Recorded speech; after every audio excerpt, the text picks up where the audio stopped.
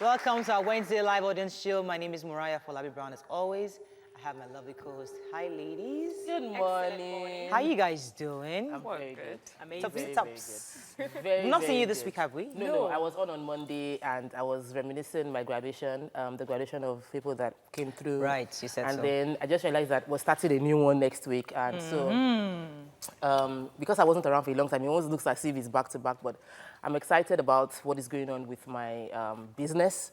I'm excited about my team. And if you want to learn makeup, you know where to come. Right. And hope you are sowing seeds.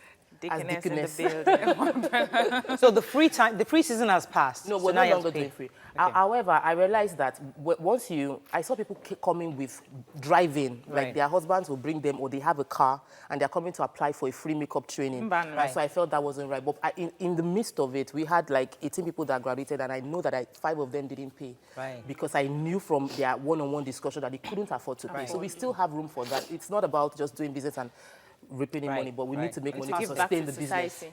How you doing, Mariam? I'm doing great. So yesterday I did something I haven't done in a while. I went to the market. Yes. You know, usually I just go and shop from the Supermarket, mall. Yeah. yeah. But this time I went into the market, Market. wore my yoga pants and just went in there. And it was very enlightening. I realized that the prices are way cheaper, please. So, yes. And then I decided to open a housekeeping book. Right. Because I could not keep track of where my monies were going. And so now, and it's Obia July. And I also thought maybe I'll be able to get some things and put aside from the housekeeping. No, I'm the only one that's allowed to do that here, please. But that's good. It's good to have housekeeping budget, actually, because I mean, you can never get me spend. I mean, you can never force me to spend beyond my budget. I have a monthly budget. I'm disciplined. That no matter anything can fall down, I will not go beyond my budget. I used to I've say learned that say since that university boldly, days. but I'm learning in that. recent times I haven't been compliant, but I used to be like that. Yeah, and I want to very. go back into being like that. So I mean, I've been able to measure how much I spend a month for house shopping, See, I don't and know I that. I stick can't even to that measure. amount. You know, once I go beyond that, I put it over to next month. Whatever I need. If there's no more milk, we'll buy the milk next month. So how So will what the happens kids, to- when they need They'll milk? be all right. They'll be very all right. Whoa. How you doing? I'm doing amazing. I'm doing great. Yesterday, I slept by 8 p.m. because I was really tired and exhausted. You know, when you are praying, God bless me, bring the jobs and all of that, and then the jobs come, and you find out you don't have time to rest and all of that. But I'm grateful to God that the jobs are coming, and it's not just about the jobs coming, it's about the fact that the jobs come and I do it well, and so I get referrals, and they're like, okay, she did well in this one, let's call for the other one. So no matter what you get to do in your hands, just make sure you do it well. Your work will speak for you. That's basically Wow, it. fantastic. We have to say thank you. Happy birthday, actually, to Tiwaladeye of Accolades Cane Juice. They give our audience sugar cane juice, I think, a couple of weeks ago. Yeah. So he's bringing another cup of sugar cane juice for all our guests today. So today's his birthday. I'm not sure he's in the audience, but he's somewhere. Happy birthday to you. Thank you so much for supporting us. And thanks to the Honorable last week who gave us donuts. So we appreciate the gifts. Every week we get people bringing us something. So that's cool. Thank you. Right. So it's midweek. We're going to go on a quick break now. When we return, we'll look at the front pages of the newspaper. Stay with us. We'll be right back.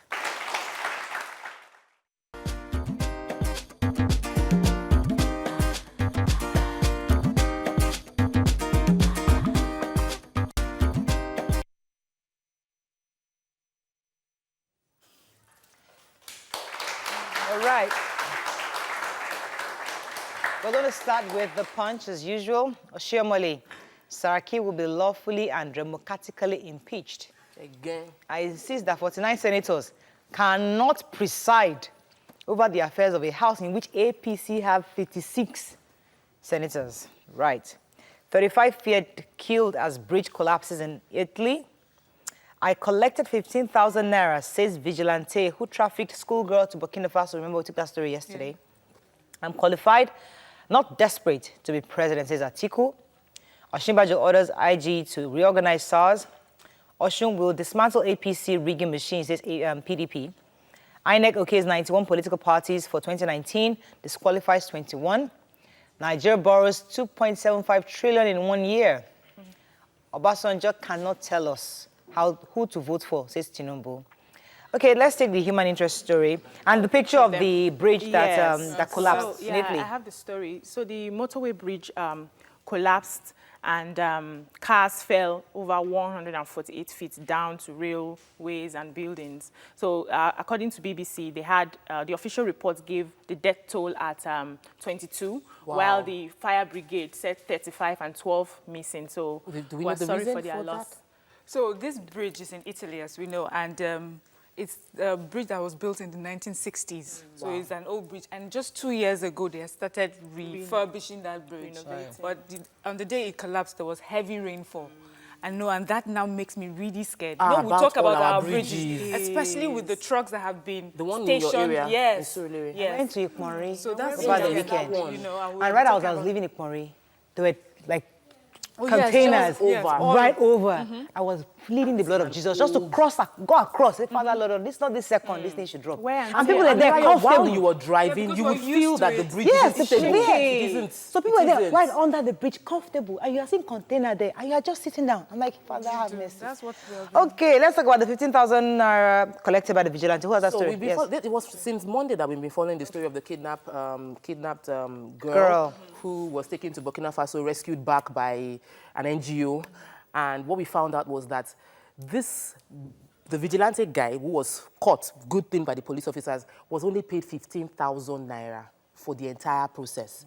I worry that this is, like, do they understand that you're selling off a human being for 15,000 naira? It just shows poverty. Mariah, we were ranked 147. I mean, 137 among 140 right now as the worst places to live, Lagos State particularly. Yes, so I saw the Economist Intelligence Unit. Yes, was one of the papers. 137 amongst 140 places. They thought, and the indices was security.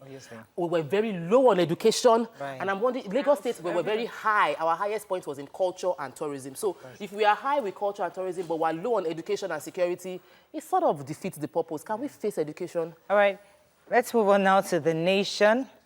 Anger over Saraki's refusal to recall National Assembly.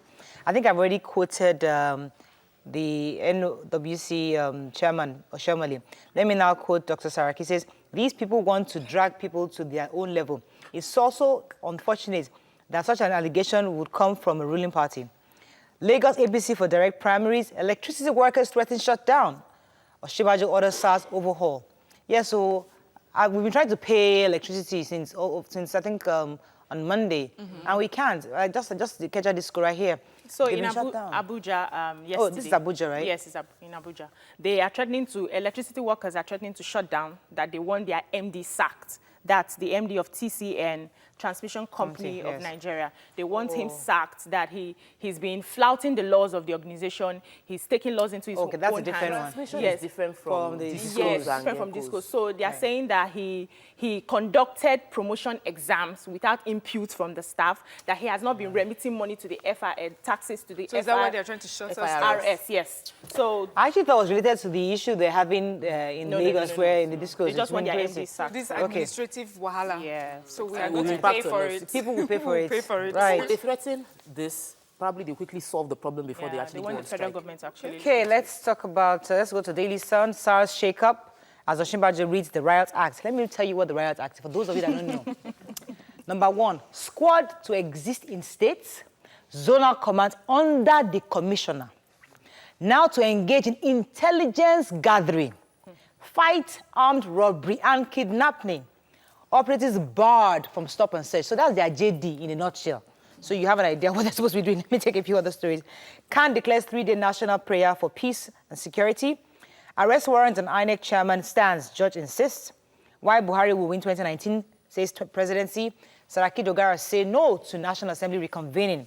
Right, so which one are we taking? You've done justice to the SARS shake-up story. They are going to reorganize it. But one of the things that I am impressed about is that they wear ID card. So if anybody comes to meet you and says that he's a SARS official and he doesn't have his identification visibly on him, then you shouldn't give that person regard. And their work is based on intelligence. Yes, You can't just say, oh, you look like somebody that I just come and meet you. It's very important for us because it shows that our voice counts. You know, we have been talking about it. We have Second Link. Yes, Second Link, where, you know, they were here, he talked about it. So Let's keep talking. And then when you have a government that listens. Yeah, so I'm Things happy are that... finally.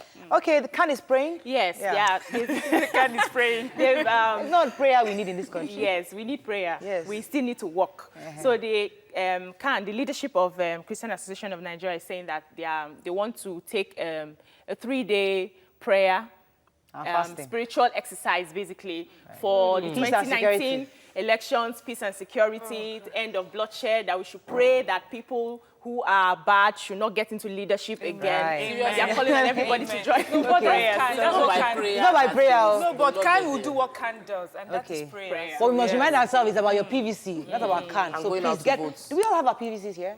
Who does not have a PVC? Raise your hand here. You don't have a PVC, okay? We'll tell you. extended by We'll 2 find out weeks. where your local government is and we'll direct you. Who else doesn't have their PVC in this audience? You don't call me. In fact, that will be your access card now, going forward. It's true now. You have to have your PVC. It's very serious. Right. Let's move on to New Telegraph very quickly. Impeach Saraki, get automatic tickets. Tinubu to Obasanjo, you can't stop Buhari in 2019. Poly lecturer remanded for defiling minor. I think we took that story yesterday. Strategic investors to own 50% of Nigerian air. And Osinbajo orders Inspector General to overhaul SARS. I just hope the IG listens to the acting president. Because remember, this is the same IG that our president sent to Maiduguri. He didn't show up. Same IG that Senate summoned. He didn't show up. Yes. I really hope this really... that he. The IG just fired DSS boss. Well... So you better Which get IG? your facts. No, the I mean, Well, the acting president fired DSS boss, so you better get he his... don't show up. Just sit up, because you might just lose your job. Yes. We're not playing. Okay, which story are we taking here? I think there's a story. You know, we like to take the health stories on New Telegraph. Delayed breastfeeding raises newborn death. Yes. Yes, I want to take that story, especially because it has affected me personally. So the Save the Children International is saying that when we delay to breastfeed our children, the moment they are born, up to 23 hours, you know, there's risk of death. The child will Really? go. So for me personally, I don't lactate immediately. It takes me 2 days before I finally do. And I know that it affected my child. I thought I was going to lose my really? first child. But I thank God I have a mom as a nurse, and if she wasn't there, you know, so she insisted that he be given formula. But the hospital is always talking about exclusive breastfeeding. No. So for them, at that time, they were saying it was better for the child keep to sucking. wait until, to keep sucking. Keep Yes, sucking. just keep sucking. Even No, though no, nothing no, is going on. that was what happened with me. I was like, I'm going to do exclusive breastfeeding. Immediately, my husband's niece came. He was like, I beg, go and bring me formula for this baby. I don't want any. I think the idea was, and they were already looking weak. So don't think that because you want to do exclusive breastfeeding, you will not give something. If nothing is coming out, nothing is coming out. The baby is dying of hunger already. Right. But what are we taking the story of the impeachment story? Why are we skipping? Which impeachment? There's nothing here. Nigeria. Okay, let me just take the last PDP. paper. Nigerian Tribune, Osinbajo orders overhaul of SARS. Let me look for your impeachment story. Electricity workers threaten to shut installations. Lagos ranked amongst least livable cities. We talked about that already. Army uncovers Boko Haram recruitment leak on social media. Saraki calls for independent probe of DSS siege on National Assembly. Where's the impeachment story here? We've been saying in all the other papers, the fact that the APC... I read it already in Nation. I already said what they didn't know. National Working Chairman said. But go ahead. Let me hear your views on it. So the point is that while we are waiting for them to get their act together, people are suffering already. So the more people, we shouldn't just brush over it because we are aware and we're tired of the fact that there's threat of impeachment on both sides. And this is stalling the fact that the Assembly hasn't taken an emergency sitting to preside over INEC budget. They need 6 months before equipment would come in. Even the Electoral Act, we're waiting for the assent of the presidency. So to make the switch. There are a lot of things pending based on politics of who would be the head, and the numbers don't lie. Right. APC is still majority. Okay, let's go very quickly on to Vanguard. SARS Osinbajo orders probe of abuses. Inspector General rejects court. Let me take a quick story here. Hackers break into bank's database, siphon millions of naira from customers. Yes, Did you read that story? I did. So two Mama branches of Jaya FCMB, Hey. two FCMB branches in Umuahia, you know, were thrown into chaos. Their customers came in the morning. Over the night, they realized that withdrawals were made from their accounts, you know, into millions and millions of So you wake up in the morning and you see a lot, empty. Oh, 20 people now rush to the bank. Zero bank alert. You now go to the bank. Wait, particular bank. Somebody hacked into that system. bank. And So it wasn't like all the branches, just one branch. Just one Two branch. branches. Two branches. Two branches. Okay. So anyway, they said that it's international hackers, so they hacked into it. But that people should not be afraid that the money is still in the lean account, is what they call it. Right. So it's still in the bank. It hasn't been moved. No, it has not not been moved yet, Right. so Okay. no need to fret. Hopefully. Thank God, though. And even should like by just you wake up in the morning and it says zero alert. Zero. All your millions. All right, let's go on a break. When we come back, remember we're still talking to Indomie Noodles concerning their Independence Day Award. Our next guest was one of those who received she actually won an award. You will be amazed at this story. Trust me, it touched my heart. We'll be right back. Stay with us. Don't go anywhere.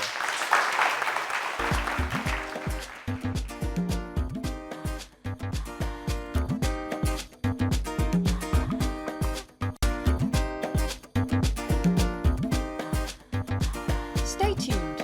Your View will be right back.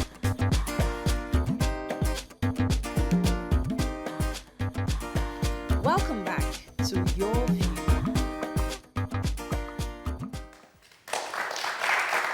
Thanks for staying with us. Duffel Premier Foods, as I said, are the makers of Indomie Noodles. Notice the gap in not appreciating youngsters below the age of 15 who have done something heroic and amazing. Hence, they created something called the Indomie Independence Day Awards. For the past 11 years, Indomie has rewarded 37 winners with ₦1 million each. And this year is no different, as 3 more children will be awarded in October. Today in the studio, we have Ajila Webe, who won the second prize 2011 Indomie Independence Day Award. Welcome to the show. Thank you very much. How you doing? I'm great. So, I watched your video and I was actually shocked at what happened. For those of you, we're going to still see the clip, but let's go back to that day. You're on the bed with your sister and her water broke. And you're actually sleeping. She actually had to wake you up because she had no idea what was going on. Tell us, the moment she woke you up, what happened? What did you see? Describe what you saw. Actually, I saw her in pain. Right. Then I was scared. Okay. And then what did she do? What did she ask you to do? She said she was in labor and I should check if there is neighbor at home. There's a neighbor in the house. Yeah. But there was no neighbor. No. She called the doctor, right? Yes. And what happened? The doctor said, how I put it, he just told her that the labor would be in the morning, not... But it was 4:30 a.m. at Yes. night. So obviously at that time, the doctor couldn't reach her. Yeah. So there was no doctor, there was no neighbor. What did you do? She told me to get a towel, a scissors, and a cloth peg. Wow. Okay, I'm going to pause at that second because we need to actually watch the clip. And then we'll come back to you to explain to us exactly how you did that process. You got to watch this. I am Ajila Webi, and this is my story. On the 8th of May 2011, at about 12:30 a.m. in the morning, my elder sister, who was pregnant, went into labor. It was just myself, my pregnant sister, and a 1 year and 8 months old baby at home that night. My mom went for an official assignment. My sister, whose labor was gradually progressing, called the family doctor to explain to him on how she was feeling. The doctor told her that since it was her first delivery, it could take a while. By 4 a.m., the contraction was intense. There was no neighbor to beckon on, no car, no driver, just 3 of us, and our precious gift from God, craving to come to this new world.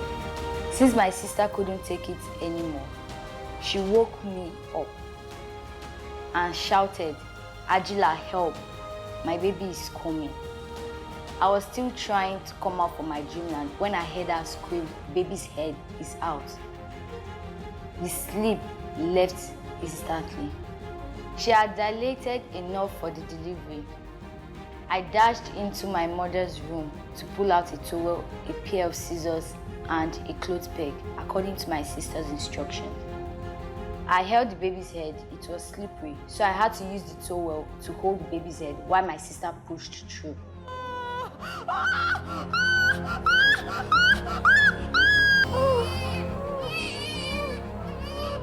I cut the umbilical cord and used the cloth peg to clip it. I wrapped my beautiful niece with a towel, though it felt strange to have delivered my sister. By the time the doctor came, it was 6 a.m. He came to check on how she was doing. He got the good news. I had done his work without any complication. Can I ever forget this day? For the fact that I saved 2 lives in one body. Never ever.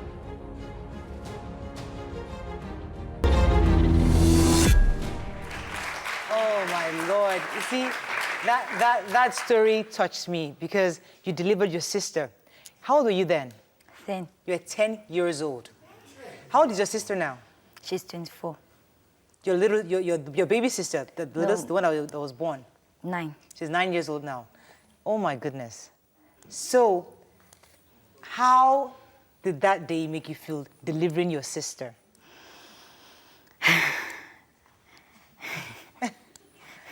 I had to ask that question. Actually, at first, it felt strange. But later, I got used to the feeling. You got happy. Yeah, You know, I was very, very happy. Slippery, the baby coming out. Even me as a mother, I'm trying to imagine. Just tell me exactly what you saw, then I'll come to Mr. Shiwaji in the audience. I saw the baby's head. Okay.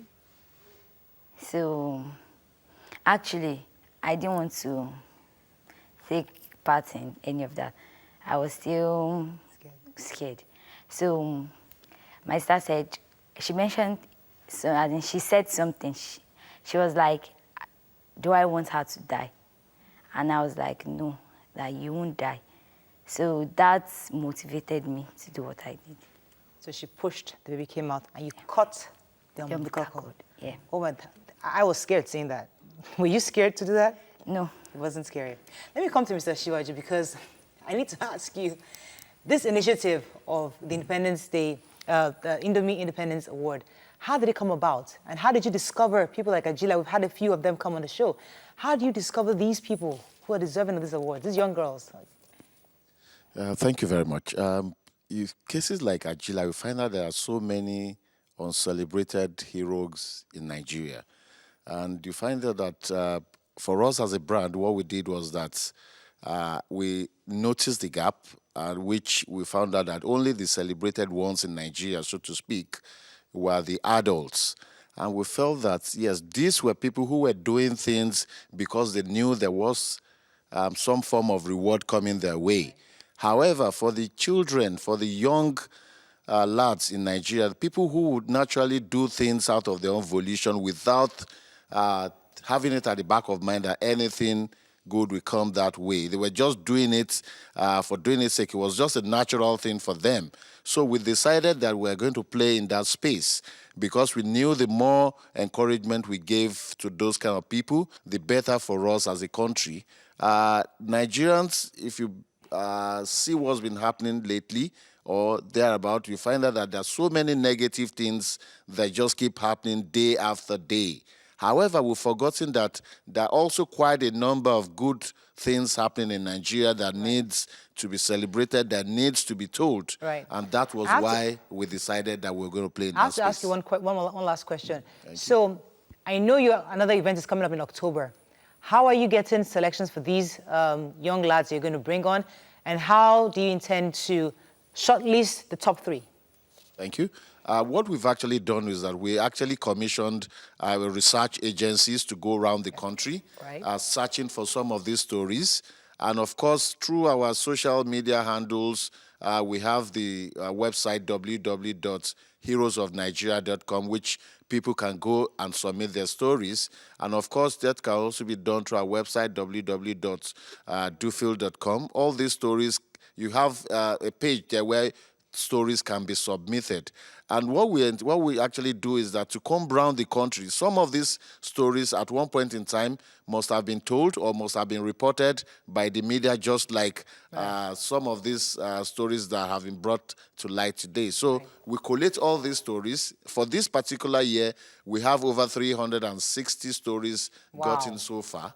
And what we try to do is that we prune them down to ensure that, we validates. So it's not as if some people just sit down in a room and write stories for us. We go back there to do a back-end check to validate these stories. And of course, we do some reenactments, which of course we are going to show to credible judges in the country. So it has absolutely nothing in terms of who wins from us. What we do is that the judges decide who becomes the winner at any point in time. So for us, it's just for us to make sure that those stories are available, make sure that those stories are validated, and they are presented to Nigerians to decide. Thank you. Congratulations to Indomie Independence Day Awards. We wish you the best, and we hope I hope you're not more delivering babies. Do you plan to be a doctor in future? No. Really? I was thinking you'd want to be an OBGYN. No. No. What are you doing right now in school? Estate management. Estate management, very far apart. All right, let's go on a break now. Don't forget, if you have any child that deserves recognition in any of the 3 categories, social, physical, or bravery, please send their stories to heroesofnigeria.com. Actually, it's social, physical, and intellectual bravery. That's it. Heroesofnigeria.com. Up next, we continue our conversation that we started yesterday.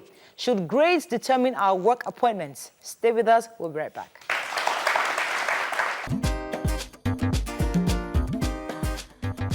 Stay tuned. Your View will be right back.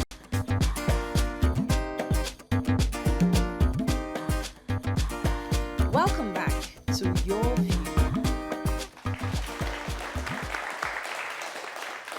So yesterday we were told that we didn't exhaust that conversation. So in continuation of that discussion on grades determining how we get work appointments or even political appointments. Yeah. We gave examples of the senator, the distinguished senator. He's distinguished indeed. And our honorable minister, Kemi Adeosun, over the alleged certificate forgery and poor grades. So today we would like to hear your views on should good grades determine competency. Join the conversation on 070-8066-8014. You can also tweet to us at TVC Connect. Please hashtag YourViewTVC so we can read your tweet.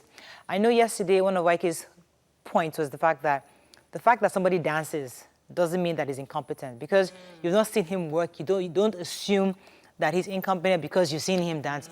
But the flip side was that, he's not, we can't determine that, but we've not seen him speak. Anytime we see him at all, we've not really seen him debating, we've not seen him push bills out there, we've not seen him actually defend any bills. All we see is that. So how else do we read this person? Right. And this particular person, so that we'll continue from yesterday, as I was part of the conversation, this particular person, yes, we see him dancing. But also, when you get to look at him, he had a life before politics. He was CEO of several companies, and he had worked hard. So I believe, and that's the way it should be, that he must have been elected based on his pre-senatorial work, you know. Well, it was sentiment. Because his brother died. Now that's a different side to the story. Right. So but usually politics happened on him. He didn't plan it. So maybe that's why we're not seeing him debate stuff, because he just happened to be he was given that position because of his brother. I believe that grades should show your competence. I believe that you should earn your grades, and your certification should be a proof that you're competent. But we've had a society that was so focused on certification that we no longer regard competence. We're just focused on getting the certification at all costs. Number one. Number two, our academic our model of learning evaluates and appreciates those that can cram and give it back. Recall. So it's all about you recalling what you learned in the way you were taught, not learning, but teaching. So they teach you and expect you to recall it exactly that same way. Now, if you learn and internalize and decide to argue with your teacher, it's not appreciated. Problem, you fail. And we now have people that did not succeed in the academic segment of our country, but who are extremely brilliant. Because those that have invented the biggest things we see, our Facebook, our Google, they are those that revolted against the academic structure of certification, and they have succeeded in life and innovated things that impressed everybody that we're all using. So it is not just about certification that we should. Murayo, an elephant, a fish, a monkey, all write the same exam. I read that joke somewhere. Yeah. And you are now expecting that all of them should pass the same exam. It's not possible. Okay. It has to be a medium. So let me let us gauge each person's track record and competence in the field. We of are not disputing interest. that, but yes. That brought me back when you were explaining all of this now to Howard Gardner's theory of intelligence, which says that there are different types of intelligence. It's not just one. So there are some people are more mathematically intelligent, other people are musically intelligent, other people are different types of intelligence. So our system of education, number one, my issue with it is that it is all shades of outdated. You go to public schools and we are in the 21st century, you still see methods used in the 16th century to teach. So how do you expect us to cope in this modern world? Hold on. That's one. So now we've had, before Western education came into being, we've had leaders. We've had in the West, we have the Obas, we had the Sultans in the North, we had the Ezes and the Obis in the East, who were able to rule and lead their people, make informed decisions. They took charge and conquered territories. They didn't have Western education. So for me, it's not about paper qualification. Somebody says titles don't pay bills. It's not about the paper qualification. It's about your competence, it's about your track record. During the times of our forefathers, unfortunately, Western education hasn't come. Yeah. It's here. Let's not act as if it's not here. Okay. It's here today. What do you need to get to the next level? See, we can go around in circles and say, oh, you don't need this. Just be good at it. Be street smart. You know how to. Yes, we can use Facebook and use those guys because they're in a system. They work in systems that they exist in systems that work. We are here. We don't even have the basic system. Our acting president just asked the IGP to reshuffle SARS. It's part of what's going to strengthen our democracy. If you strengthen the systems in them, then these things can build over. Educated people cannot do it. So you need education, at least for where we are in Nigeria today. So we need some form of that education. The basis is a different argument. The basis is a different argument. Okay, no. Let's talk. We know basic. I mean, we've heard it. Reading, writing, arithmetic. You should at least have that basic education. I mean, if you're going to represent people at the Senate or wherever it is you're representing people, you should be able to communicate with your constituents as well as with your colleagues. So in any language. We would not, as far as I know that people have made successes of themselves without certification, but we cannot make nonsense of education. Education is very important, or else all our kids will be at home right now. What is education? Joe, wait, I'm coming. All our kids will be here right now, at home right now. What I'm saying is, when we have, you can get education, you can get their schooling, and then there's education, and then there's experience. They all have their place. Okay. So your grades, whether you finish a 2-1 or 2-2, may not necessarily determine how successful you are or how well you do, but that you have that education, you're part of that schooling, and it only makes you better. The other day we're talking about technologies, this Microsoft, Facebook, look at all the things that they did. If they had not gone to school at all, do you think they would have been able to do this that they We're going to have to go on a quick break. When we come back, we'll engage our audience to stay with us. We'll be right back.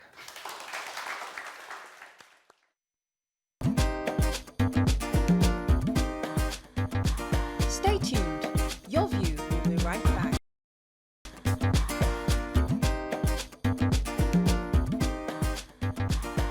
Welcome back to Your View. Thanks for staying with us. So far we said two things. Yes, we understand the quality of education. We understand that people just have certificates for the sake of it. But there's a second part, that where Nigeria is today, what do we need? Is it the hustlers that are going to fix it, or people who actually have the competence, the intellectual competence to take us to the next level? Talk about So the kind of laws we need in our country right now, we already said the Constitution is one of our biggest challenges.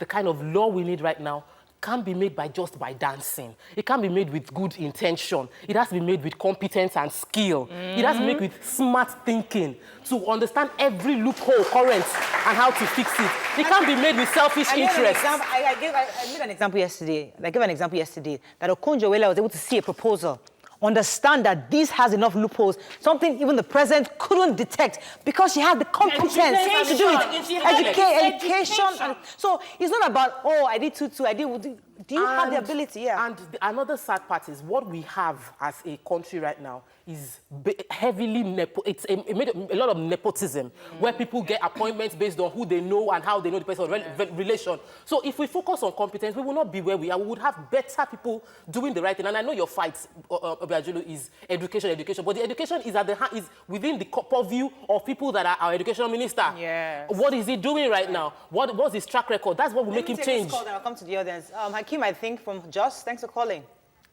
Kazim, go ahead, please. Good morning. Go ahead. Good morning. Good morning. My name is Kazim. I'm calling from Jos Plateau State. Go ahead. Hey. Yes, I think what we should first ask ourselves, like you have been discussing rightly, is how do we even get this certificate? What are the processes of getting this certificate? I think that is the big question we should be tackling here. Right. How? Because how competent is somebody that graduates with first class? It is a big question. Which is your issue? How competent is the best student in the class? Right. So let me say this authoritatively. I'm on TV. I've graduated, I think, 4 or 5 years back. I don't think I can pass my final year exam today. Right. If I'm being given my final year exam to write today, I cannot pass it. Why? To pass. Because the practical aspect of what I saw in school and what I'm experiencing now is a very, very big difference. There's a very big difference. I'm a statistician. Yeah. There is nowhere in Nigeria that you do the Y, the X to give you answers today. Thank you very much, Kazim. Let me come to the audience. I think we have a couple of comments from there. Go ahead, please. Okay, I like to say it this way, that competence actually, it's very, very key.